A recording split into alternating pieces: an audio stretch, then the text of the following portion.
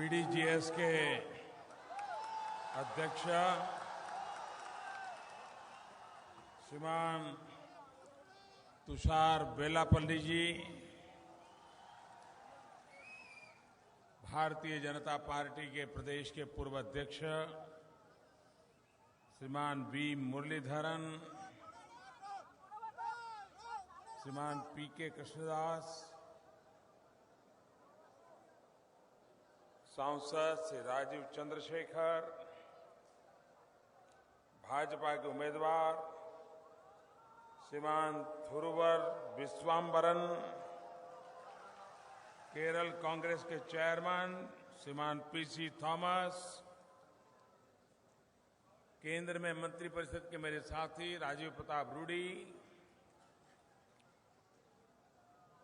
श्रीमान एन.के. मोहनदास, श्रुति लता गंगाधरन, श्रीमान पीजे बाबू, श्रीमान हरिविजयन, श्रीमान ईएस बीजू, श्रीमान बी गोपा कुमार, श्रीमान थोरावुर सुरेश, श्रीमान के वामालोजानन, श्रीमान सीपी सथियन, श्रीमान प्रवीण प्रभु, श्रीमान पीसी साइरिस, श्रीमान साजी,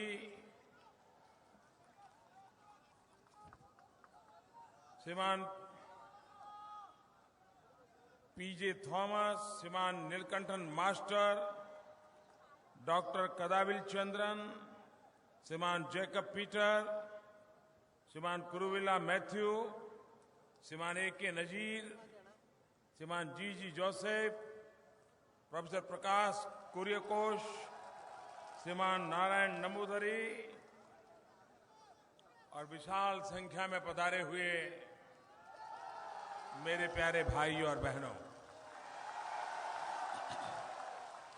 വേദിയിലുള്ള ബിഡിജെഎസിന്റെ അധ്യക്ഷൻ ശ്രീ തുഷാർ വെള്ളാപ്പള്ളി അവർകൾ, ഭാരതീയ ജനതാ പാർട്ടിയുടെ മുൻ സംസ്ഥാന അധ്യക്ഷൻ ശ്രീ പി.കെ. കൃഷ്ണദാസ്,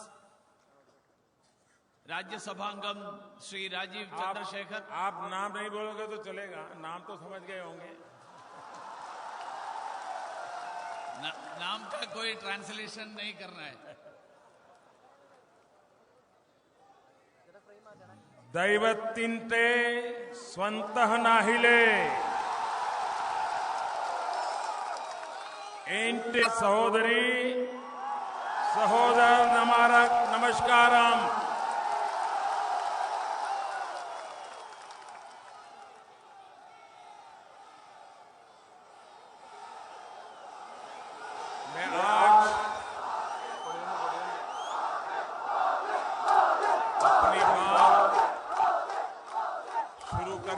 पहले मेरे केरल के भाइयों बहनों को एक खुशखबरी देना चाहता हूं। ഞാനിന്ന് എൻ്റെ ഈ അഭിസംബോധന തുടങ്ങുന്നതിന് മുൻപ് കേരളത്തിലെ സഹോദരി സഹോദരന്മാരോട് ഒരു കാര്യം അറിയാൻ ആഗ്രഹിക്കുകയാണ്.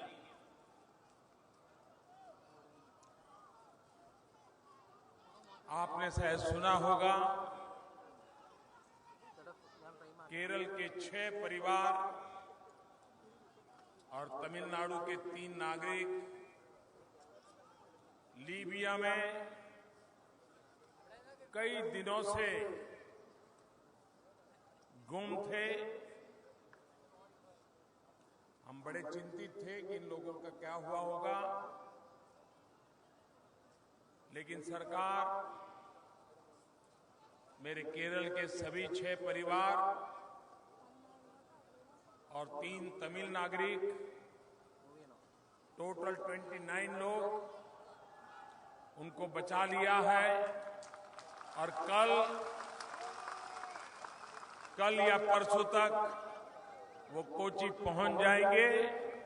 तो ये खुशखबरी है हम लोगों के लिए कि हमारे विदेश में काम करने जाने वाले लोगों की जिंदगी के लिए भारत सरकार हर संभव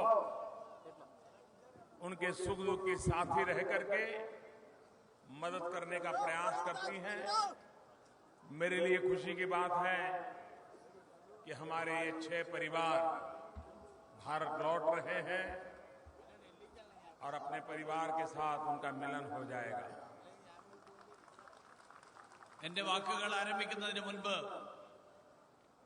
കേരളത്തിലെ സഹോദരി സഹോദരന്മാർക്ക് ഒരു സന്തോഷ വാർത്ത അറിയിക്കാൻ ആഗ്രഹിക്കുകയാണ്. കേരളത്തിലെ 6 കുടുംബങ്ങളും തമിഴ്നാട്ടിൽ നിന്നുള്ള 3 പേരും ഉൾപ്പെടെ 6 പേരും തമിഴ്നാട്ടിൽ നിന്നുള്ള 3 പേരും ഉൾപ്പെടെ 9 പേർ ലിബിയയിൽ കഴിഞ്ഞ കുറെ ദിവസങ്ങളായിട്ട് അവരെ കാണാതായ ഒരു വാർത്ത, ഒരു സംഭവം നടന്നിരിക്കുകയായിരുന്നു. അവരെ രക്ഷപ്പെടുത്താൻ വേണ്ടിയിട്ടുള്ള എല്ലാ ശ്രമങ്ങളും കഴിഞ്ഞ കുറെ ദിവസങ്ങളായിട്ട് നടത്തിക്കൊണ്ടിരിക്കുകയാണ്. ആ സന്തോഷകരമായിട്ടുള്ള ഒരു വാർത്ത അറിയിച്ചുകൊണ്ട് ഞാൻ എന്റെ വാക്കുകൾ ആരംഭിക്കുകയാണ്. ആ 9 പേരെയും രക്ഷപ്പെടുത്താൻ സാധിച്ചിരിക്കുന്നു. അവരെ ഏതാനും ദിവസങ്ങൾക്കകം തിരിച്ച് നമ്മുടെ നാട്ടിലേക്ക് എത്തും. അവർക്ക് വേണ്ടിയിട്ടുള്ള അവരെ രക്ഷപ്പെടുത്താനും അവരെ തിരിച്ച് നാട്ടിലെത്തിക്കാനും വേണ്ടിയുള്ള എല്ലാ ശ്രമങ്ങളും നടത്താൻ സാധിച്ചതിൽ കേന്ദ്ര സർക്കാരിന് അതിയായിട്ടുള്ള സന്തോഷമുണ്ട്. जब मानवता, ह्यूमन राइट्स, इन बातों की चर्चा होती है तो ज्यादातर पश्चिम के देशों का ही नाम आता है और कुछ लोग तो हैं जिनको हिंदुस्तान को उपदेश देने की आदत हो गई है। लेकिन आज मैं गर्व से कह सकता हूं कि मानवीय मूल्यों के संदर्भ में, मानवतावाद के लिए, डिग्निटी ऑफ ह्यूमन बीइंग के लिए भारत और भारत सरकार और भारत के 125 करोड़ नागरिक जितने जागरूक हैं, संवेदनशील हैं, आज दुनिया के अंदर हमने एक ऐसी स्थिति पैदा की है कि मानवतावाद के विषय में, भारत के संबंध में विश्व को नए सिरे से सोचने के लिए मजबूर किया है।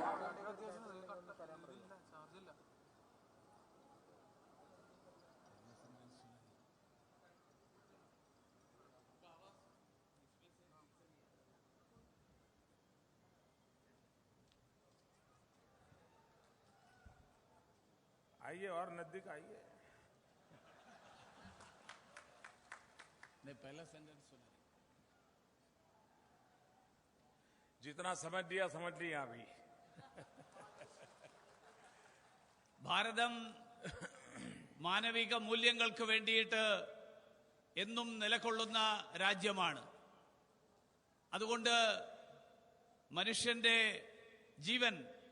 ആ ജീവൻ രക്ഷപ്പെടുത്താനായിട്ട് അതിനു വേണ്ടിയിട്ടുള്ള എല്ലാ ശ്രമങ്ങളും നടത്തുക എന്നുള്ളത് കേന്ദ്ര സർക്കാർ ആ സർക്കാരിന്റെ കടമയായിട്ട് കണക്കാക്കിയിട്ടുള്ളതാണ്. അന്താരാഷ്ട്ര തലത്തിൽ മാനവിക മൂല്യങ്ങളെ ഒരു പുതിയ തലത്തിൽ, ഭാരതത്തെ പുതിയ രീതിയിൽ, പുതിയ ദൃഷ്ടിയിൽ അതിനു വേണ്ടിയിട്ട് കാണാൻ തുടങ്ങിയിരിക്കുന്ന ഒരു കാലം, അങ്ങനെ ഒരു കാലം ഇന്ന് സൃഷ്ടിക്കപ്പെട്ടിരിക്കുക. मैं अभी तमिलनाडु से आ रहा हूं। तमिलनाडु के 5 मछुआरे नौजवान मुझे मिलने आए थे। वे वो 5 नौजवान हैं जिनको श्रीलंका में फांसी की सजा हुई थी। और जब दिल्ली में हमारी सरकार बनी तो हमने श्रीलंका के साथ ये मसला उठाया, श्रीलंका को समझाने का प्रयास किया कि ये बेगुनाह लोग हैं, इनको फांसी नहीं होनी चाहिए, उन्हें भारत को वापस लौटा दीजिए। ഇപ്പോൾ ഞാൻ തമിഴ്നാട്ടിൽ നിന്ന് വരികയാണ്. തമിഴ്നാട്ടിലെ 5 മത്സ്യബന്ധന മേഖലയിൽ പ്രവർത്തിക്കുന്ന ആളുകൾ അവർ ശ്രീലങ്കൻ ജയിലുകളിലായിരുന്നു. ശ്രീലങ്കയിൽ അവരെ തൂക്കിക്കൊല്ലാൻ വിധിച്ചിരിക്കുന്ന ശിക്ഷയ്ക്ക് വിധിച്ചിരിക്കുകയായിരുന്നു. കേന്ദ്രത്തിൽ നമ്മുടെ സർക്കാർ ചുമതലയേറ്റെടുത്തതിന് ശേഷം ശ്രീലങ്കൻ ഗവൺമെന്റിനെ അവരെ വിട്ടയക്കാൻ വേണ്ടിയിട്ടുള്ള എല്ലാ ശ്രമങ്ങളും നമ്മൾ ആരംഭിച്ചു.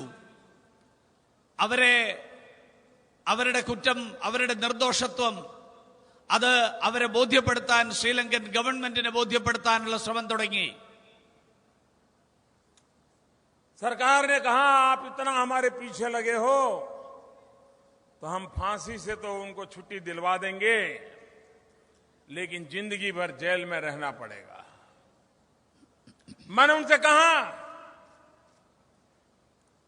आप अगर मुझे उनकी मां कहो तो मां, पिता कहो तो पिता, मैं आपसे दया की अर्जी करता हूं और मेरे इन 5 नागरिकों को आप वापस कीजिए, मेरे मछुआरों को वापस कीजिए. और मैं आज संतोष से कह सकता हूं कि फांसी जिनको होने वाली थी वो आज भारत में सुख चैन की जिंदगी अपने परिवार के साथ बिता रहे हैं. ശ്രീലങ്കൻ ഗവൺമെന്റ് പറഞ്ഞു വധശിക്ഷയിൽ നിന്ന് അവരെ ഒഴിവാക്കാം, പക്ഷേ അവര് ശ്രീലങ്കയിലെ ജയിലുകളിൽ കഴിയേണ്ടി വരും. കേന്ദ്ര സർക്കാരിന്റെ ശ്രമങ്ങളുടെ ഫലമായിട്ട് നമ്മൾ അവരെ വധശിക്ഷയിൽ നിന്ന് മോചിപ്പിച്ചു എന്ന് മാത്രമല്ല, അവരെ തിരിച്ച് സ്വന്തം നാട്ടിൽ അച്ഛനമ്മമാരോടൊപ്പം അവരെ തിരിച്ചെത്തിക്കാൻ ഭാരത സർക്കാരിന് സാധിച്ചു. അതാണ് ഈ സർക്കാരിന്റെ നേട്ടം. एक फादर प्रेम तमिलनाडु के थे. भगवान यीशु के एक संदेश को पहुंचाने के लिए अपना जीवन उन्होंने समाज सेवा के लिए दे दिया और अफगानिस्तान में जाकर के वो प्रभु यीशु का संदेश पहुंचा रहे थे. तालिबानी आतंकवादियों ने उनको किडनैप कर लिया. हमारे लिए परेशानी हो गई. अब होगा क्या? क्या फादर प्रेम जिंदा बचेंगे कि नहीं बचेंगे? आतंकवादी उनको जिंदा रखेंगे या मार देंगे? उनको वापस लाया जाए तो कैसे लाया जाए? 9 महीने तक उनको खोजते रहे. कैसे बचाया जाए उसके रास्ते खोजते रहे. दुनिया में किसकी मदद मिल जाए ताकि फादर प्रेम को बचा पाए. और आज मैं बड़े संतोष के साथ कह सकता हूं कि 9 महीने के बाद हम फादर प्रेम को बचा पाए, आतंकवादियों के हाथ से छुड़ा लाए और तमिलनाडु में उनके परिवार को सुपुर्द कर दिया. उसकी जिंदगी हमने बचा ली. തമിഴ്നാട്ടിലെ ഫാദർ പ്രേം അദ്ദേഹം ജീവിതം മുഴുവൻ യേശുക്രിസ്തുവിന്റെ സുവിശേഷം, ആ സുവിശേഷം പ്രചരിപ്പിക്കാനായിട്ട് ജീവിതം സമർപ്പിച്ച വ്യക്തിയാണ്. അദ്ദേഹം ആ സുവിശേഷ വൃത്തിക്കായിട്ട് അഫ്ഗാനിസ്ഥാനിൽ പ്രവർത്തിച്ചു വരികയായിരുന്നു. അവിടെ താലിബാനി ഭീകരവാദികൾ അദ്ദേഹത്തെ തട്ടിക്കൊണ്ടുപോയി.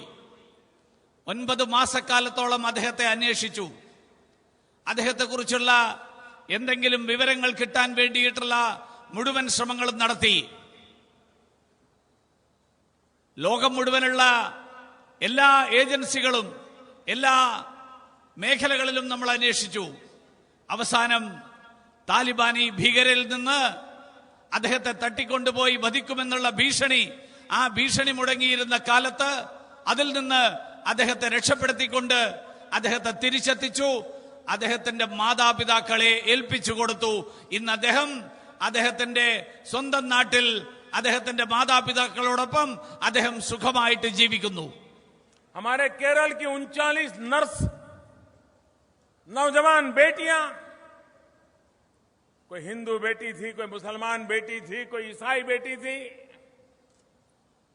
गल्फ कंट्रीज में नर्स के नाते सेवा भाव से काम कर रही थी। आतंकवादी उठा के ले गए।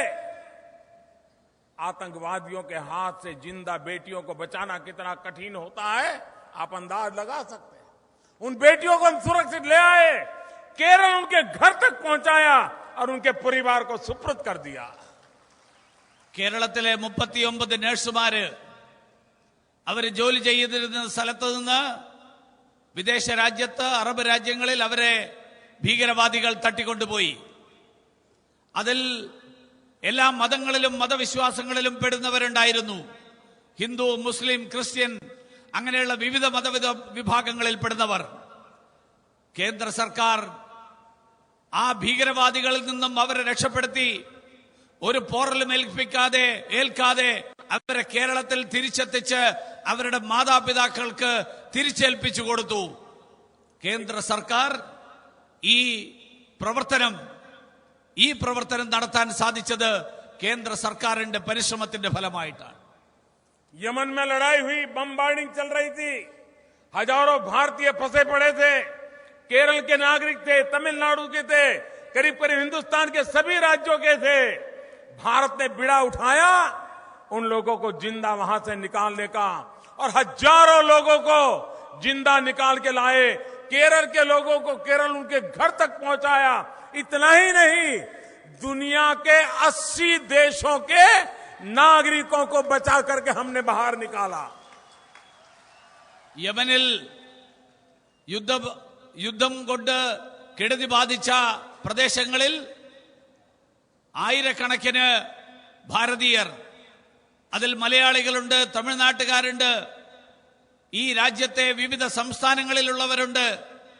അങ്ങനെയുള്ളവർ അവിടെ യുദ്ധത്തിന്റെ ഫലമായിട്ട് അവിടെ കുടുങ്ങിപ്പോയപ്പോൾ അവരെ രക്ഷപ്പെടുത്താൻ, ആയിരങ്ങളെ രക്ഷപ്പെടുത്താൻ കേന്ദ്ര സർക്കാരിന്റെ ശ്രമങ്ങൾ കൊണ്ട് സാധിച്ചു. അതുമാത്രമല്ല, ലോകത്തെ 80 രാജ്യങ്ങളിലെ പൗരന്മാരെ രക്ഷപ്പെടുത്തി അവരെ അതത് രാജ്യങ്ങളിലേക്ക് എത്തിക്കാൻ കേന്ദ്ര സർക്കാരിന്റെ, ഇന്ത്യയുടെ സർക്കാരിന്റെ, ഭാരത സർക്കാരിന്റെ പരിശ്രമങ്ങൾ കൊണ്ട് സാധിച്ചു. मालदीव, एक बार पानी का संकट आया भयंकर, पूरे देश के लिए पीने का पानी नहीं था। एक पूरे देश को पूरे सप्ताह भर भारत से जहाजों में, विमानों में पानी ले जाकर पिलाया और दुनिया भर के जो टूरिस्ट वहां आए थे उनकी भी खातिरदारी करने का काम हिंदुस्तान ने करके दिखाया। മാലിയിൽ ഒരാഴ്ചക്കാലത്തോളം അവിടെ വെള്ളം പോലും കിട്ടാത്ത ഒരു സാഹചര്യം. അവിടുത്തെ ജനങ്ങൾ വെള്ളം കുടിക്കാൻ പോലും അവർക്ക് സാധിക്കാത്ത ഒരു സാഹചര്യമുണ്ടായി. ഒരു രാജ്യത്തെ ജനങ്ങൾക്ക് മുഴുവൻ കുടിവെള്ളം എത്തിക്കാൻ, ആ കുടിവെള്ളം എത്തിക്കാനുള്ള പരിശ്രമം നടത്തിയത് ഇന്ത്യ ഗവൺമെന്റ് ആണ്. അതിലൂടെ ഒരു രാജ്യത്തെ ജനങ്ങളെ മുഴുവൻ രക്ഷിക്കാൻ അതിന് ഭാരത സർക്കാരിന് സാധിച്ചു. नेपाल में भयंकर भूकंप आया, दुनिया भर के टूरिस्ट वहां फंसे हुए थे, जीवन और मौत के बीच जिंदगियां जूझती थी। घंटों के अंदर हिंदुस्तान पूरी ताकत के साथ नेपाल पहुंचा और नेपाल के भूकंप पीड़ित लोगों की सेवा की। आज भी वो सेवा चालू है। वहां जो विदेश के नागरिक फंसे थे, दुनिया के 70-80 देशों के नागरिकों को वहां से बचा करके उनके देशों में पहुंचाने का काम हिंदुस्तान ने करके दिखाया। നേപ്പാളിൽ ഭൂകമ്പമുണ്ടായപ്പോൾ ആ ഭൂകമ്പത്തിന്റെ ഇടയിൽ ജീവനും മരണത്തിനിടയിൽ മല്ലടിക്കുന്ന ആയിരക്കണക്കിന് ആളുകൾ, ആ രാജ്യത്തെ ജനങ്ങൾ, അവരെ മണിക്കൂറുകൾക്കകം അവർക്ക് സഹായമെത്തിക്കാൻ ഈ നമ്മുടെ ഭാരതത്തിന്, നമ്മുടെ രാജ്യത്തിന് സാധിച്ചു.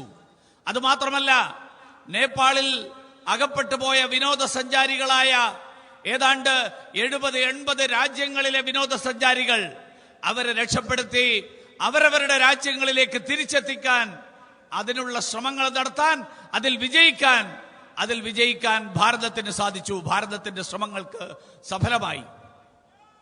आप कल्पना कर सकते हैं कि आज पूरे विश्व में भारत ने पिछले 2 साल के अंदर अंदर जो अपनी जगह बनाई है और उसका परिणाम है कि आज पूरा विश्व हिंदुस्तान का लोहा मानने लगा है। फॉरेन डायरेक्ट इन्वेस्टमेंट इतने आजादी के वर्षों में कभी भारत में नहीं आया था। उतना फॉरेन डायरेक्ट इन्वेस्टमेंट 40% ग्रोथ पिछले 1 साल में हमने करके दिखाया है। ഇതിന്റെ ഫലമായിട്ട് ഇന്ന് ലോകം മുഴുവൻ നമ്മുടെ രാജ്യം ലോകത്തിന്റെ മുഴുവൻ ആദരവിന് പാത്രമായിരിക്കുകയാണ്. ലോകം മുഴുവൻ ഇന്ന് ഇന്ത്യയെ അംഗീകരിക്കാൻ തുടങ്ങിയിരിക്കുന്നു. അതിന്റെ ഫലമായിട്ട് വിദേശ രാജ്യങ്ങൾ നമ്മുടെ ഈ ഇന്ത്യയിൽ വിദേശ മൂലധന നിക്ഷേപം നടത്താൻ അതിന് തയ്യാറായിരിക്കുന്നു. ഇത്രയും വർഷങ്ങൾ കൊണ്ട് ഈ രാജ്യത്ത് നടത്തിയിരുന്നതിനേക്കാൾ എത്രയോ ഇരട്ടി, അതിനേക്കാൾ എത്രയോ കൂടുതൽ വിദേശ നിക്ഷേപം ഇന്ന് ഈ രാജ്യത്ത് നടത്താൻ, ഇന്ത്യയിൽ നടത്താൻ ഇന്ന് വിദേശ രാജ്യങ്ങൾ തയ്യാറായിരിക്കുന്നു, സന്നദ്ധരായിരിക്കുന്നു. आप केरल के पढ़े लिखे लोग हैं, आप भली भांति समझ सकते हैं कि आज पूरी विश्व, चाहे वर्ल्ड बैंक हो, IMF हो, क्रेडिट रेटिंग एजेंसीज हो, एक स्वर से कह रहे हैं कि पूरी दुनिया में मंदी चल रही है। चाइना तक के सारे देश आर्थिक संकट से गुजर रहे हैं, लेकिन ऐसे समय एक अकेला हिंदुस्तान तेज गति से आर्थिक विकास कर रहा है, ये पूरी दुनिया कह रही है। നമ്മൾ മലയാളികൾ, ഈ ഇരിക്കുന്ന മലയാളികൾ വിദ്യാസമ്പന്നരാണ്.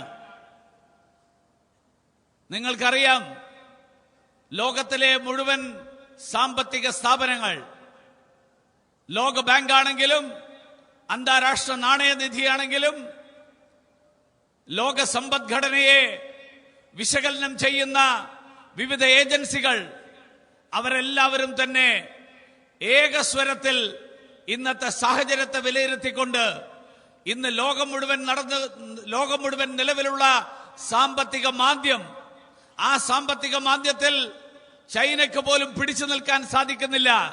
ഒരേ ഒരു രാജ്യം മാത്രമേ ലോകത്ത് ആ സാമ്പത്തിക മാന്ദ്യത്തിലും പിടിച്ചു നിൽക്കാൻ സാധിക്കുന്നുള്ളൂ. അത് ഭാരതമാണ്. നമ്മുടെ സാമ്പത്തിക വളർച്ച വളരെ ദ്രുതഗതിയിലുള്ള സാമ്പത്തിക വളർച്ച, ആ സാമ്പത്തിക വളർച്ച നേടാൻ സാധിച്ചിട്ടുള്ളത് ഇന്ത്യക്ക് മാത്രമാണെന്ന് അന്താരാഷ്ട്ര ഏജൻസികളും ലോകബാങ്ക് ഉൾപ്പെടെയുള്ള അന്താരാഷ്ട്ര സാമ്പത്തിക മേഖലയിൽ പ്രവർത്തിക്കുന്ന സംഘടനകളും അംഗീകരിച്ചിരിക്കുകയാണ്. एक तरफ भारतीय जनता पार्टी के नेतृत्व वाली दिल्ली की सरकार हिंदुस्तान को नई ऊंचाइयों पर ले जाने में कोई कसर नहीं छोड़ रही है। समय की मांग है। मैं केरल के पॉलिटिकल पंडितों को निमंत्रित करता हूं, मैं उनसे आग्रह करता हूं कि वो जरा तराजू लेकर के बैठे, पिछले 50 साल के देश की विकास यात्रा का लेखा जोखा ले, हिसाब लगाएं। इस देश ने हर प्रकार की सरकारें देखी है। कांग्रेस का भरपूर सारे चारों तरफ सरकारें देखी है, प्रादेशिक पक्षों की सरकारें देखी है, परिवार द्वारा चलाई पार्टी की सरकारें देखी है, कम्युनिस्ट पार्टियों की सरकार देखी है और भारतीय जनता पार्टी की भी सरकार देखी है।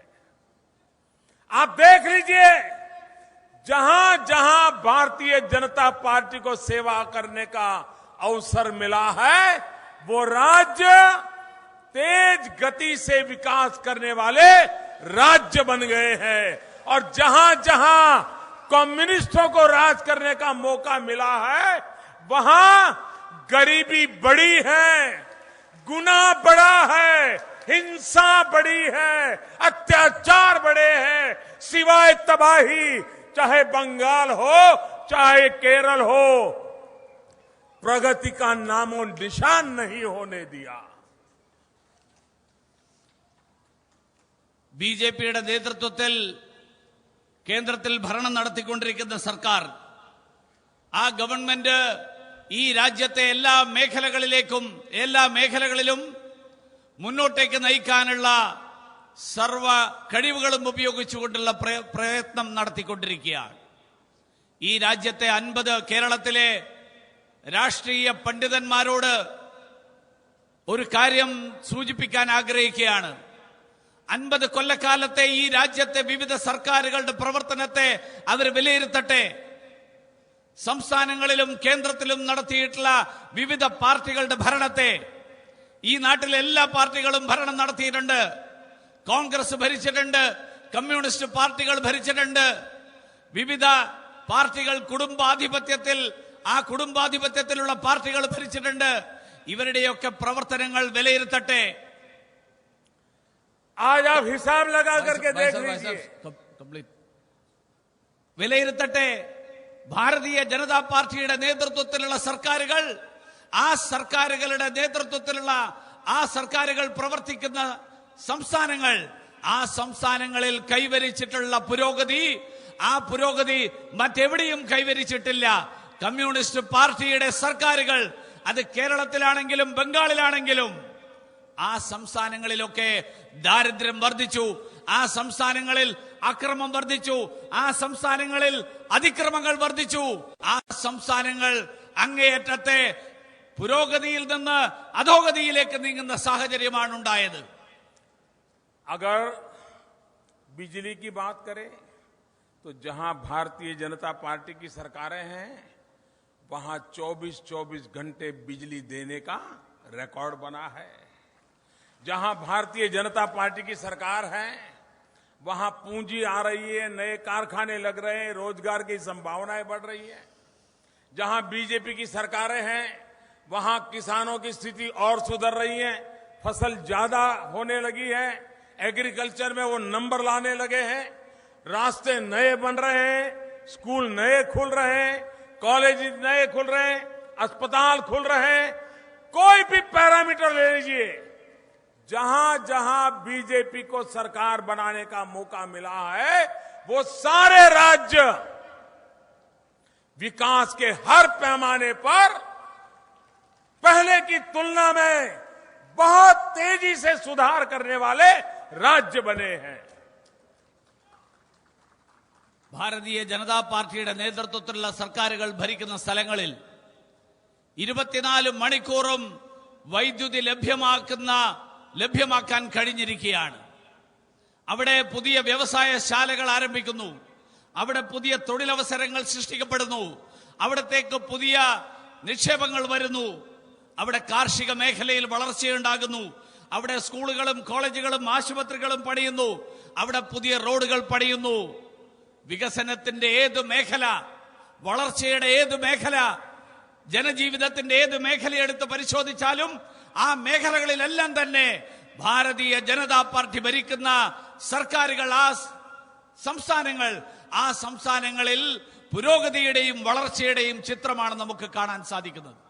जहां पर कम्युनिस्टों की सरकारें हैं वहां कारखाने हैं उसको भी ताले लग जाते हैं, हड़ताल पे हड़ताल, हड़ताल पे हड़ताल. जहां कम्युनिस्टों की सरकारें होती हैं वहां किसानों को ट्रैक्टर तक उपयोग करने से मना कर दिया जाता है. जहां कम्युनिस्टों की सरकारें होती हैं, जहां कोई विकास की बात को गरीबों के खिलाफ माना जाता है और गरीबों को गरीब रहने के लिए मजबूर किया जाता है, ये उनकी नीतियों के कारण ये देश मुसीबतों में फंसा हुआ है. കമ്മ്യൂണിസ്റ്റ് പാർട്ടികൾ ഭരിച്ച സംസ്ഥാനങ്ങളിൽ, ആ സംസ്ഥാനങ്ങളിൽ വികസനത്തിനെതിരായിട്ടുള്ള നിലപാടുകൾ, ട്രാക്ടർ പോലും ഉപയോഗിക്കുന്നതിനെതിരായിട്ടുള്ള നിലപാടാണ് കമ്മ്യൂണിസ്റ്റ് പാർട്ടികൾ എടുത്തത്. അതിന്റെ ഫലമായിട്ട് ആ സംസ്ഥാനങ്ങളിൽ ദരിദ്രരായിട്ട് തന്നെ തുടരുന്നു. ദരിദ്രരെ ദരിദ്രരായിട്ട് തന്നെ നിലനിർത്താൻ, അങ്ങനെ തന്നെ നിർത്താനുള്ള ആസൂത്രിതമായിട്ടുള്ള ശ്രമമാണ് കമ്മ്യൂണിസ്റ്റ് പാർട്ടികൾ ഭരിക്കുന്ന സംസ്ഥാനങ്ങളിൽ കഴിഞ്ഞ കാലങ്ങളിൽ നടന്നിട്ടുള്ളത്.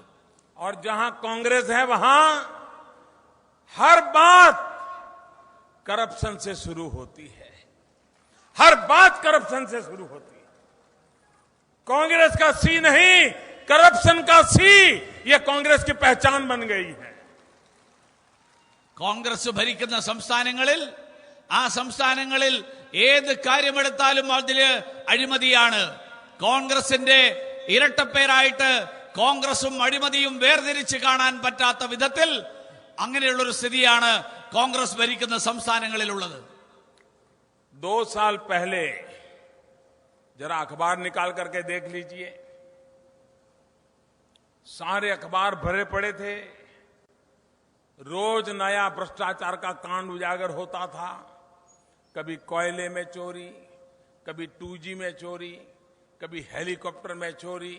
न जाने कोई विषय ऐसा बचा था कि जहां पर दिल्ली की कांग्रेस की सरकार भ्रष्टाचार में उसका नाम न आया हो, ऐसी कोई घटना नहीं मिलेगी आपको.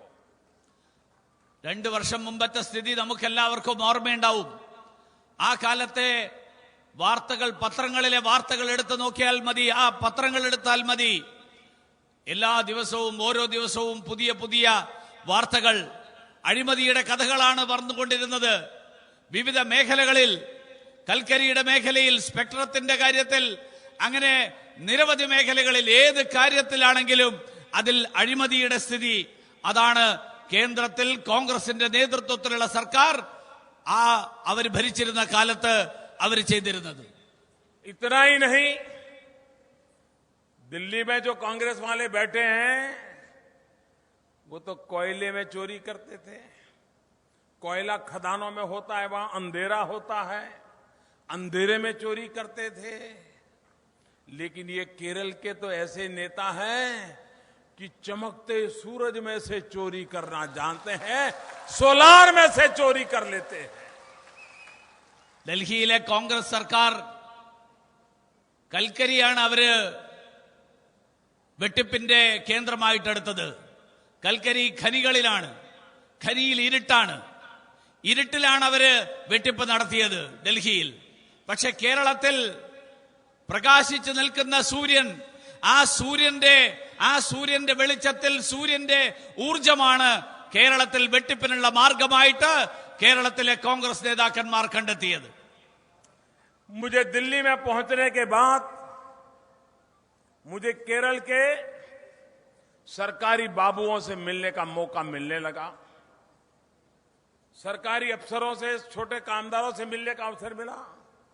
उनकी बातें सुनकर के मैं हैरान हूं. सारे केरल सरकार के कर्मचारी, यहां के सारे एम्प्लॉय ये अनुभव करते हैं कि लेफ्ट राइट दोनों ने सरकारें चलाई ऐसे हैं कि हम सरकारी गवर्नमेंट एम्प्लॉय को बंधुआ मजदूर बना दिया है. ये आते हैं तो उस टोली को अपमानित करते हैं और ये आते हैं तो उस टोली को अपमानित करते हैं. आधी सरकार ठप रहती है, उनको कोई काम तक नहीं दिया जाता है. गवर्नमेंट एम्प्लॉय के साथ कोई सरकार इस प्रकार के वैर भाव से काम करे तो इस जनता का भला कैसे होगा. ഞാൻ ഡൽഹിയിൽ കേരളത്തിൽ നിന്നുള്ള സർക്കാർ ഉദ്യോഗസ്ഥന്മാരുമായിട്ട് ഇടപെടാനുള്ള അവസരം ലഭിക്കുകയുണ്ടായി. കേരളത്തിൽ നിന്നുള്ള ഉയർന്ന ഉദ്യോഗസ്ഥന്മാർ തൊട്ട് താഴേക്കടയിലുള്ള ഉദ്യോഗസ്ഥന്മാർ വരെ അവർ കേരളത്തിലെ കാര്യങ്ങൾ പറഞ്ഞപ്പോ ഞാൻ ഞെട്ടിപ്പോയി. കേരളത്തിൽ ഇടതും വലതും സർക്കാരുകൾ മാറി മാറി ഭരണം നടത്തുന്നു. ഒരു സർക്കാർ വരുമ്പോൾ പകുതി ആളുകളെ, കുറെ ആളുകളെ മാറ്റി നിർത്തും, കുറെ ആളുകളെ ഒഴിവാക്കി നിർത്തും. അടുത്ത ഗവൺമെന്റ് വരുമ്പോ വേറെ കുറെ ആളുകളെ ഒഴിവാക്കി നിർത്തും.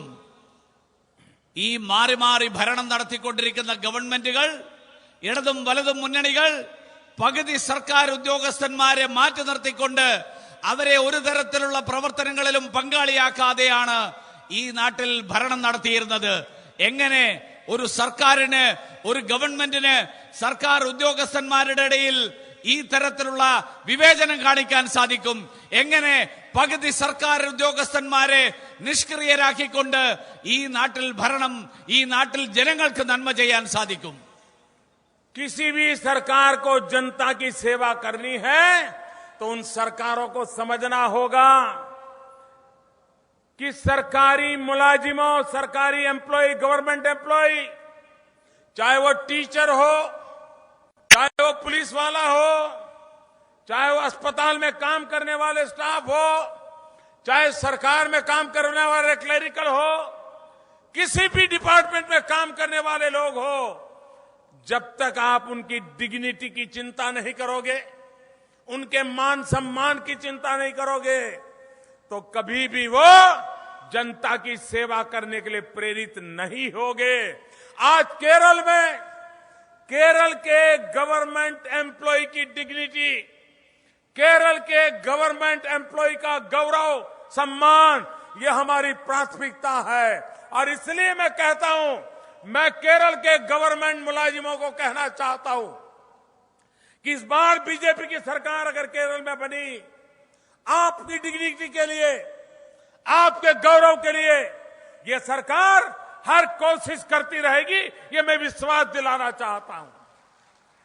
സർക്കാർ ഉദ്യോഗസ്ഥന്മാർ, ആ സർക്കാർ ഉദ്യോഗസ്ഥന്മാർ ഏത് മേഖലയിൽ പ്രവർത്തിക്കുന്നവരാണെങ്കിലും ശരി, അവർ പോലീസിലാവട്ടെ, അവർ ആശുപത്രിയിലാവട്ടെ, അവർ അധ്യാപകരാവട്ടെ, ഏത് മേഖലയിൽ പ്രവർത്തിക്കുന്നവരാണെങ്കിലും ശരി, അവർക്ക് അവർ അർഹിക്കുന്ന ആദരവ് നൽകേണ്ടതുണ്ട്. ആ ആദരവ് നൽകിക്കൊണ്ട് മാത്രമേ അവർക്ക് ഈ സമൂഹത്തിന്റെ പ്രശ്നങ്ങൾ പരിഹരിക്കാൻ വേണ്ടിയിട്ട് അവരെ പ്രവർത്തിക്കാൻ പ്രേരിപ്പിക്കാൻ സാധിക്കുകയുള്ളൂ. ഈ കേരളത്തിലെ സർക്കാർ ഉദ്യോഗസ്ഥന്മാരെ കഴിഞ്ഞ കാലങ്ങളിൽ വന്നിട്ടുള്ള വിവിധ രാഷ്ട്രീയ പാർട്ടികൾ, ഇടതും വലതും മുന്നണികളുടെ സർക്കാരുകൾ, ആ സർക്കാരുകൾ ആ ആദരവും അവർക്ക് അവർ അർഹിക്കുന്ന അംഗീകാരവും നൽകിയിട്ടില്ല എന്നുള്ളതാണ് വാസ്തവം. കേന്ദ്ര സർക്കാർ ആ അംഗീകാരം നൽകാൻ പ്രതിജ്ഞാബദ്ധമാണ്. ആ സർക്കാർ, കേന്ദ്ര സർക്കാർ, കേരളത്തിലെ സർക്കാർ ഉദ്യോഗസ്ഥന്മാര് അവരെല്ലാവരും ഈ നാട്ടിലെ ജനങ്ങൾക്ക് വേണ്ടിയിട്ട് പ്രവർത്തിക്കുന്നവരായിട്ട് മാറണം. അതിനാവശ്യമായിട്ടുള്ള അംഗീകാരം നൽകാൻ, ആദരവ് നൽകാൻ തയ്യാറാണ്, അതിന് പ്രതിജ്ഞാബദ്ധമാണ്. आपने देखा होगा हमारे देश की सेना, हमारी फौज हम लोगों के सुख चैन के लिए कैसे जिंदगी खपाती है, जान हथेली पर रख करके कैसा हमारी रक्षा के लिए वो जुटी रहती है।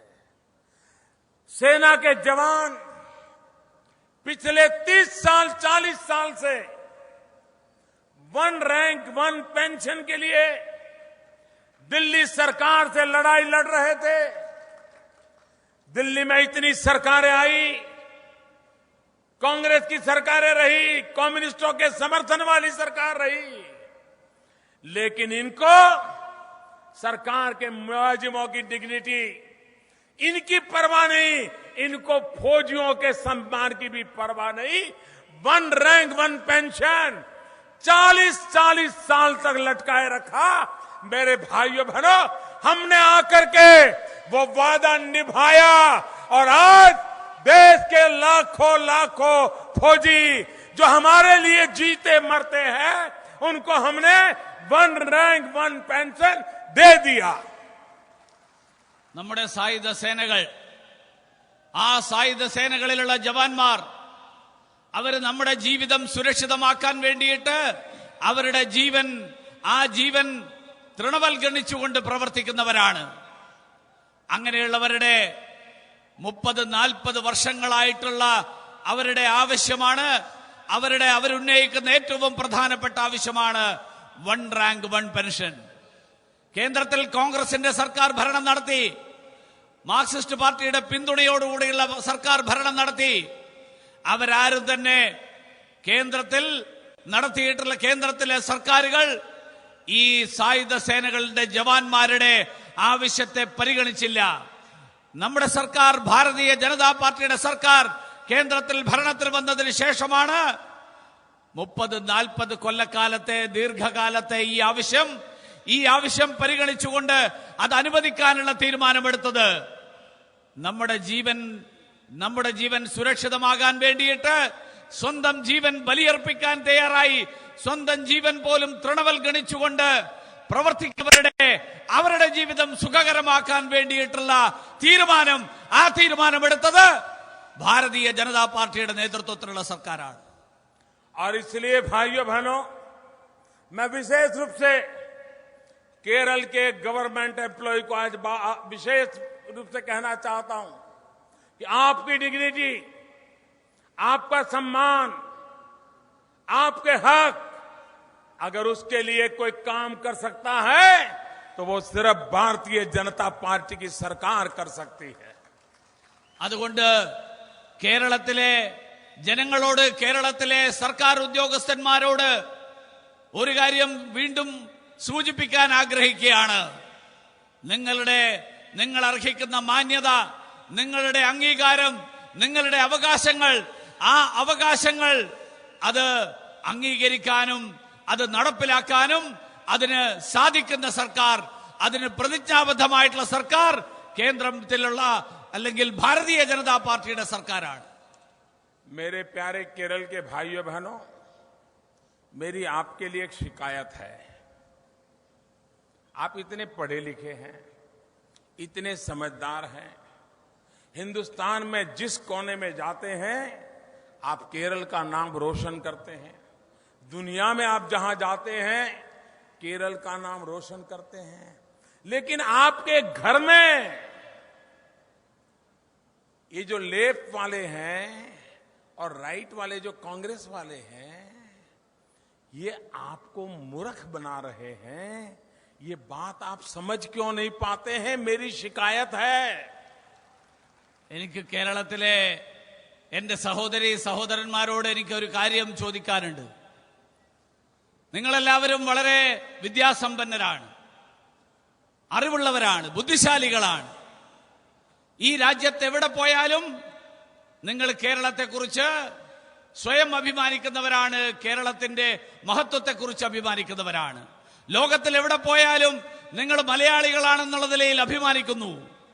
പക്ഷേ കേരളത്തില് കഴിഞ്ഞ 50-60 വർഷങ്ങളായിട്ട് ഭരണം നടത്തിക്കൊണ്ടിരിക്കുന്ന ഈ ഇടതുപക്ഷവും കോൺഗ്രസും അവർ നിങ്ങളെ വിഡ്ഢികളാക്കുന്നു. അതെന്തുകൊണ്ട് തിരിച്ചറിയുന്നില്ല എന്നാണ് എനിക്ക് നിങ്ങളോട് ചോദിക്കാനുള്ള എന്റെ പരിഭവം. आप देखिए, उन्होंने ऐसी छवि बनाई है कि ये दो अलग पार्टियां हैं, ये दो एक दूसरे के खिलाफ है. और आप भी मानते हैं ये दो अलग पार्टियां हैं, एक दूसरे के खिलाफ है. ये बिल्कुल झूठ है. ये दो पार्टियां अलग है ही नहीं, ये एक ही पार्टी है.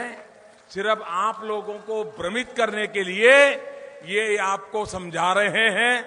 जब दिल्ली में कांग्रेस सरकार को समर्थन की जरूरत पड़ी, कम्युनिस्टों ने दिया. अभी बंगाल में चुनाव था, कम्युनिस्ट और कांग्रेस मिलकर के चुनाव लड़ रहे थे. और यहां केरल में वो ड्रामेबाजी कर रहे हैं कि वो लड़ रहे हैं. वो लड़ नहीं रहे हैं. कोई तीसरा आकर के केरल का भला न कर दे, इसके लिए दोनों मिलकर के खेल खेलते हैं. और उनके बीच में, ये लेफ्ट और राइट के बीच में समझौता है, और इवन जैसा समझौता है इनका. 5 साल लेफ्ट वाले लूटेंगे, फिर पारी आएगी 5 साल राइट वालों की, कांग्रेस वाले लूटेंगे. फिर 5 साल इनकी बारी, फिर 5 साल इनकी बारी, फिर 4 साल फिर की बारी. वे लूटते चले जा रहे हैं. कभी कम्युनिस्टों की सरकार आई और कांग्रेस के भ्रष्टाचार को उजागर किया, किसी को जेल में डाला, ऐसी एक घटना हुई है. जब कांग्रेस की सरकार आई, लेफ्ट वालों का भ्रष्टाचार खोला, उनको जेल में डाला, ऐसी कोई घटना घटी है? तेरी भी चुप, मेरी भी चुप, यही इन दोनों का कारोबार चल रहा है और आपका भविष्य बर्बाद हो रहा है. ഈ രണ്ട് മുന്നണികൾ അവര് നിങ്ങളെ തെറ്റിദ്ധരിപ്പിച്ചിരിക്കുകയാണ്, വിഡ്ഢികളാക്കിയിരിക്കുകയാണ്. അവര് രണ്ട് പാർട്ടികളാണെന്ന് അവര് സ്വയം വിശ്വസിപ്പിക്കാൻ ശ്രമിച്ചുകൊണ്ടിരിക്കുകയാണ്. അവർ തമ്മിൽ ഏറ്റുമുട്ടലിന്റെ നാടകങ്ങൾ കളിക്കുന്നു. അവര് ഡൽഹിയില് കോൺഗ്രസിന് എന്തെങ്കിലും അസൗകര്യവും എന്തെങ്കിലും ആവശ്യവും വരുമ്പോൾ ഇടതുപക്ഷം അവരെ പിന്തുണയ്ക്കുന്നു. ഇപ്പൊ ബംഗാളിൽ കോൺഗ്രസും CPM-ഉം ഒരുമിച്ച് ചേർന്നുകൊണ്ടാണ് ഈ തെരഞ്ഞെടുപ്പിനെ നേരിടുന്നത്. കേരളത്തിൽ അവര് പരസ്പരം ഏറ്റുമുട്ടിക്കൊണ്ട് രണ്ട് പാർട്ടികളായിട്ട് അഭിനയിക്കുകയാണ്. ഈ ഇരിക്കുന്ന നമ്മളെല്ലാവരും അങ്ങനെ വിശ്വസിച്ചിരിക്കുകയാണ്. ഇത് രണ്ട് പാർട്ടികളാണ്, രണ്ട് മുന്നണികളാണ്. 5 വർഷം അതിന്റെ ഫലമായിട്ട് 5 വർഷം ഇടതുപക്ഷം, 5 വർഷം വലതുപക്ഷം, 5 വർഷം CPM, 5 വർഷം കോൺഗ്രസ്. ഇത് മാറി മാറി ഈ നാടകം കേരളത്തിൽ നടന്നുകൊണ്ടിരിക്കുകയാണ്. CPM വരുമ്പോൾ, ഭരണത്തിൽ വരുമ്പോൾ എന്തെങ്കിലും കോൺഗ്രസുകാരുടെ അഴിമതി, ആ കോൺഗ്രസ് അതിനു മുൻപ് ഭരിച്ചിട്ടുള്ള കോൺഗ്രസിന്റെ അഴിമതി, ആ അഴിമതി കണ്ടെത്തി അവർക്കെതിരായിട്ട് നടപടിയെടുത്തിട്ടുണ്ടോ? കോൺഗ്രസ് ഭരണത്തിൽ വരുമ്പോൾ എന്നെങ്കിലും CPM-കാരുടെ അഴിമതി കണ്ടെത്തി നടപടിയെടുത്തിട്ടുണ്ടോ? അവരൊരിക്കലും അത്തരത്തിലുള്ള നടപടികൾ എടുത്തില്ല. അവര് കേരളത്തിലെ ജനങ്ങളെ തെറ്റിദ്ധരിപ്പിച്ചുകൊണ്ട് രണ്ട് പാർട്ടികളായിട്ട് അഭിനയിച്ചുകൊണ്ട് വാസ്തവത്തിൽ ഒരൊറ്റ പക്ഷത്ത് നിൽക്കുന്ന, ഒരൊറ്റ ഭാഗത്ത് നിൽക്കുന്ന ഒരു പാർട്ടിയായിട്ട് മാറേണ്ടവർ അവർ രണ്ട് പാർട്ടിയായി നിന്നുകൊണ്ട് ഈ നാട്ടിലെ ജനങ്ങളെ കബളിപ്പിക്കുന്ന സാഹചര്യം, അതിന്റെ ഫലമായിട്ട് കേരളത്തിലെ ജനങ്ങൾ വളരെ കഷ്ടത അനുഭവിക്കുന്നു. കേരളത്തിലെ ജനങ്ങൾ കബളിപ്പിക്കപ്പെടുകയാണ്. इन दोनों को एक दूसरा की सेवा करने में ही लगे हैं, उनको आपकी सेवा करने का इरादा नहीं है. पिछले पंचायत, नगरपालिका, महानगरपालिका के चुनाव में आप लोगों ने भारतीय जनता पार्टी को समर्थन दिया. अच्छी संख्या में हमारे लोग जीत करके आए और इसके कारण ये लेफ्ट और राइट अब पाप करने से हमसे डर रहे हैं, सीधे चलने लगे हैं, घबरा रहे हैं. अभी तो सत्ता हमारे हाथ में नहीं आई है. हम अभी तो विपक्ष में बैठे हैं, पंचायतों में, कॉरपोरेशन में, कहीं 2, कहीं 5, कहीं 25. लेकिन हमने बेईमानी करने वालों का नाक को दम ला करके रख दिया है.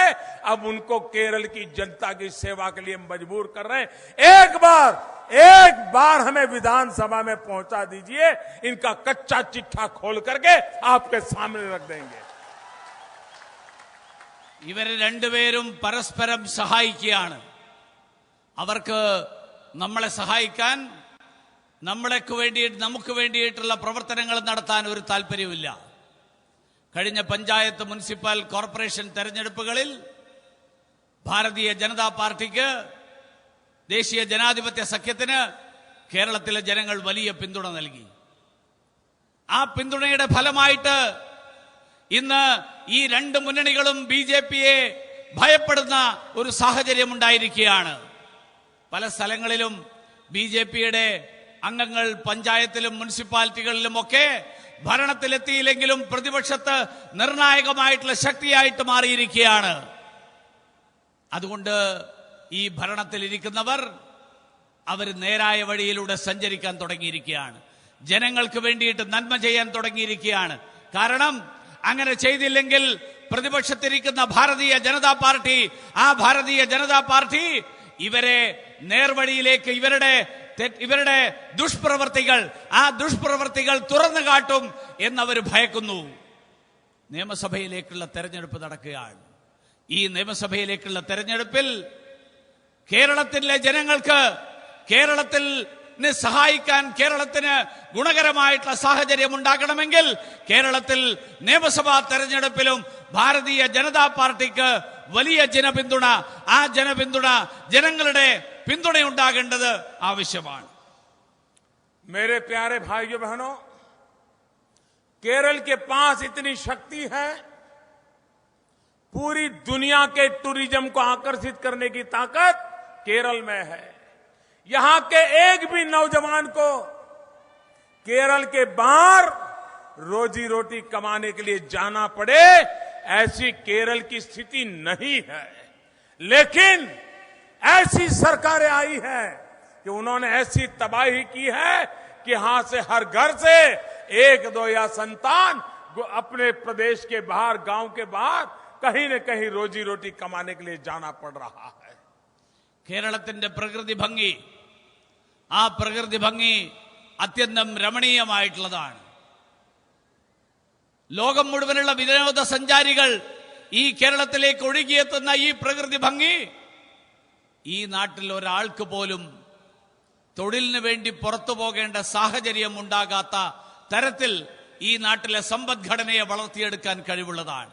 പക്ഷേ കഴിഞ്ഞ കാലങ്ങളിൽ കേരളത്തിലെ സർക്കാരുകൾ ഈ നമ്മുടെ നാട്ടിൽ നിന്ന് അവരുടെ നിലപാടുകളുടെ ഫലമായിട്ട് നമ്മുടെ നാട്ടിൽ നിന്ന് ഓരോ കുടുംബത്തിൽ നിന്നും ഒരാളെങ്കിലും വിദേശത്ത് ജോലി ചെയ്യുന്ന ഒരു സാഹചര്യം, ആ സാഹചര്യമാണ് ഇന്ന് കേരളത്തിൽ സൃഷ്ടിച്ചിരിക്കുന്നത്.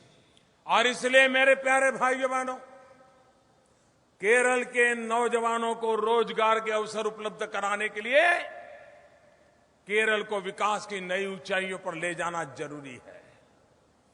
और हम वो लोग हैं जिनका एक ही मंत्र है, सबका साथ सबका विकास. അതുകൊണ്ട് കേരളത്തിലെ ചെറുപ്പക്കാർക്ക് തൊഴിലവസരങ്ങൾ സൃഷ്ടിക്കാനുള്ള പദ്ധതികൾ ആവിഷ്കരിക്കപ്പെടേണ്ടതുണ്ട്. അതുണ്ടാവണമെങ്കിൽ കേരളം വളർച്ചയിലേക്കും പുരോഗതിയിലേക്കും നീങ്ങണം. അതിനുള്ള മുദ്രാവാക്യമാണ് എല്ലാവരോടുമൊപ്പം എല്ലാവർക്കും വേണ്ടി, സബ്കാ സാത്ത് സബ്കാ വികാസ്. എല്ലാവരോടുമൊപ്പം എല്ലാവരുടെയും പുരോഗതി. और इसलिए मेरे प्यारे भाइयों बहनों, केरल में सरकार बनाने के लिए वोट नहीं करना है, केरल में किसी को एमएलए बनाने के लिए वोट नहीं करना है, केरल में किसी दल की मदद करने के लिए वोट नहीं करना है. ये चुनाव ऐसा है कि केरल के लोगों ने केरल का भाग्य बदलने के लिए वोट करना है. അതുകൊണ്ട് നമ്മൾ ഈ നടക്കാൻ പോകുന്ന തെരഞ്ഞെടുപ്പിൽ ഏതെങ്കിലും ഒരാളെ എംഎൽഎ ആക്കാൻ വേണ്ടിയിട്ടല്ല നമ്മൾ വോട്ട് ചെയ്യേണ്ടത്. ഏതെങ്കിലും ഒരു പാർട്ടിയെ ഭരണത്തിലെത്താൻ വേണ്ടിയല്ല, ആർക്കെങ്കിലും അധികാരത്തിലെത്താൻ വേണ്ടിയല്ല. പകരം ഈ നാടിന്റെ ഭാവി, ആ ഭാഗധേയം നിർണയിക്കാൻ, അതിൽ പരിവർത്തനം വരുത്താൻ വേണ്ടിയിട്ടുള്ള ഒരു വിധിയെഴുത്താണ് വരാൻ പോകുന്ന തെരഞ്ഞെടുപ്പിൽ ഉണ്ടാകേണ്ടത്. मेरे केरल के प्यारे भाइयों और बहनों, केरल का भाग्य आपकी उंगली में है. केरल का भाग्य क्या होगा वो सब आपकी उंगली में लिखा हुआ है.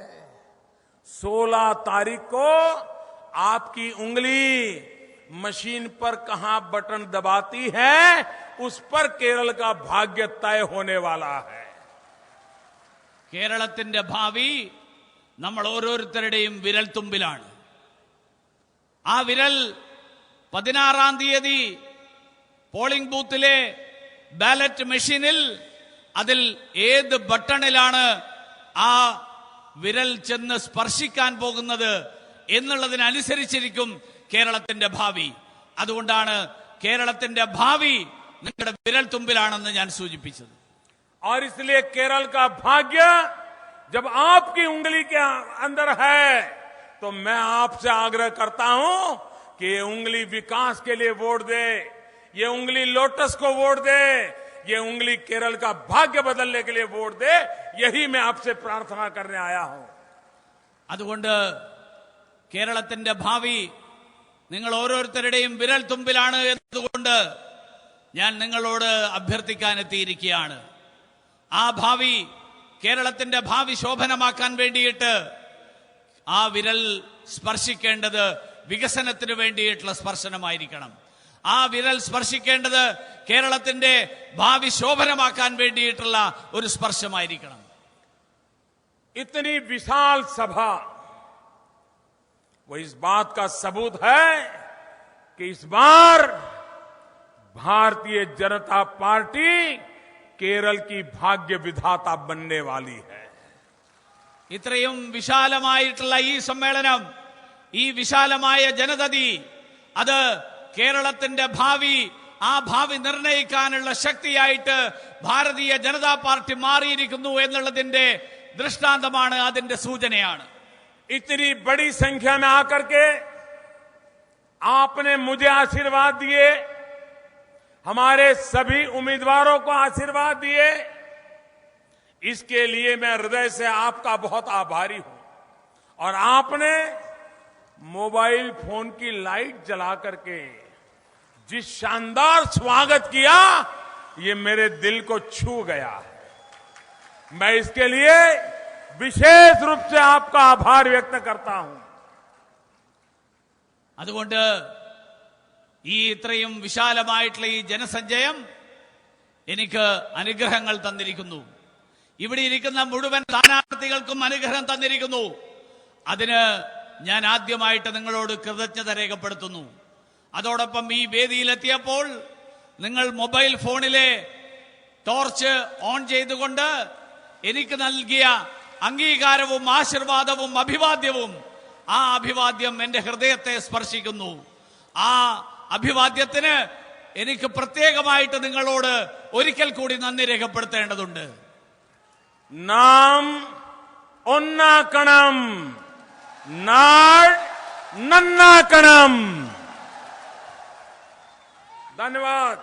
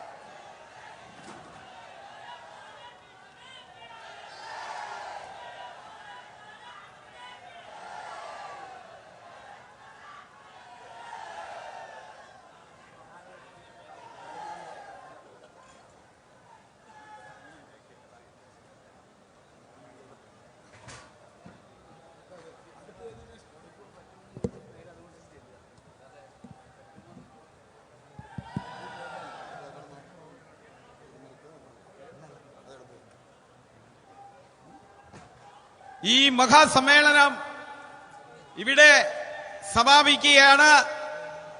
ഈ മഹാസമ്മേളനത്തില് പങ്കെടുത്ത ഇന്ത്യയുടെ പ്രധാനമന്ത്രി ശ്രീ നരേന്ദ്രമോദിജിക്ക് കൃതജ്ഞത രേഖപ്പെടുത്തുന്നു. അതോടൊപ്പം തന്നെ മറ്റ് എൻഡിഎയുടെ നേതാക്കന്മാർക്കും സ്ഥാനാർത്ഥികൾക്കും ഈ മഹാസമ്മേളനത്തിൽ പങ്കെടുത്ത എൻഡിഎയുടെ മുഴുവൻ പ്രവർത്തകർക്കും ഒറ്റ വാക്കിൽ നന്ദി രേഖപ്പെടുത്തിക്കൊണ്ട് നിർത്തുന്നു. നന്ദി, നമസ്കാരം. ഈ യോഗം സമാപിച്ചിരിക്കുന്നു.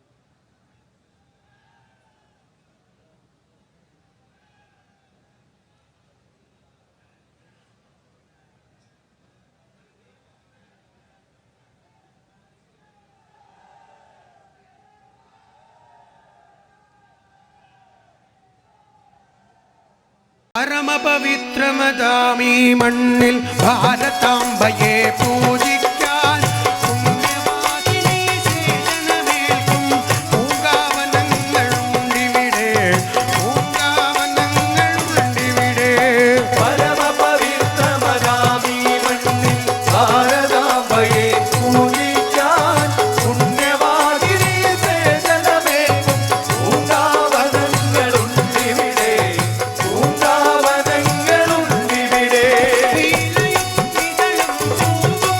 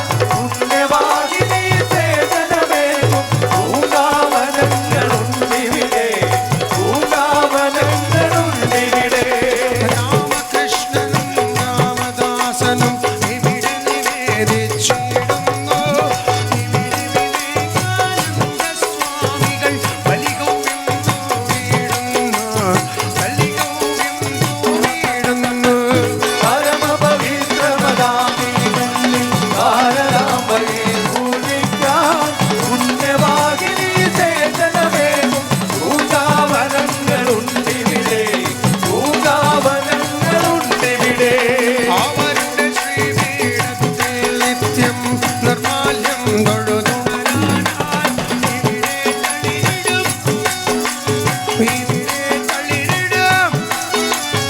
ഇവിടെ തളിരിടും ഒരൊറ്റ മോട്ടം വാടിക്കൊഴിഞ്ഞു വീഴില്ല വാടിക്കൊഴിഞ്ഞു വീഴില്ല പരമപവിത്രമതാമീ മണ്ണിൽ ഭാരതാംബയെ പൂജിക്കാൻ പുണ്യവാഹിനി സേവനമേകും പൂജാവനങ്ങളുണ്ടിവിടെ പൂജാവനങ്ങളുണ്ടിവിടെ അവരുടെ ധന്യാത്മാവിരാമം അഴുകിടുന്നേ ആരാമം ഇവിടെ വരൂ ഈ കാറ്റൽ നിൽക്കൂ ഇവിടെ ഭാരതമുണരുന്നു ഇവിടെ ഭാരതമുണരുന്നു പരമപവിത്രമതാമീ മണ്ണിൽ ഭാരതാംബയെ പൂജിക്കാൻ പുണ്യവാഹിനി സേവനമേകും പൂജാവനങ്ങളുണ്ടിവിടെ പൂജാവനങ്ങളുണ്ടിവിടെ പരമപവിത്രമതാമീ മണ്ണിൽ ഭാരതാംബയെ പൂജിക്കാൻ പുണ്യവാഹിനി സേവനമേകും പൂങ്കാവനങ്ങളുണ്ടിവിടെ പൂങ്കാവനങ്ങളുണ്ടിവിടെ പരമപവിത്രമതാമീ മണ്ണിൽ ഭാരതാംബയെ പൂജിക്കാൻ പുണ്യവാഹിനി സേവനമേകും പൂങ്കാവനങ്ങളുണ്ടിവിടെ പൂങ്കാവനങ്ങളുണ്ടിവിടെ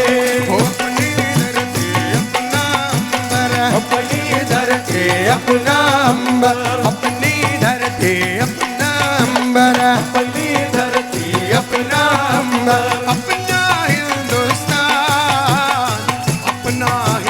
हिंदुस्तान हिम्मत अपनी दावत अपनी अपना देश महान अपना वीर जवान इतानी तानी पावन भारत भूमादाविन श्री गोविंद इविड नविक्या इविड जविक्या इविड नविक्या इविड जविक्या इविडे साधन ചെയ്തിടാ പരമപവിത്രമതാമീ മണ്ണിൽ ഭാരതാംബയെ പൂജിക്കാൻ പുണ്യവാഹിനി സേവനമേകും പൂങ്കാവനങ്ങളുണ്ടിവിടെ പൂങ്കാവനങ്ങളുണ്ടിവിടെ രാമകൃഷ്ണനും രാമദാസനും ഇവിടെ നിവേദിച്ചിടുന്നു ഇവിടെ വിവേകാനന്ദ സ്വാമികൾ ബലിഗൗവ്യം തൂവിടുന്നു ബലിഗൗവ്യം തൂവിടുന്നു പരമപവിത്രമതാമീ മണ്ണിൽ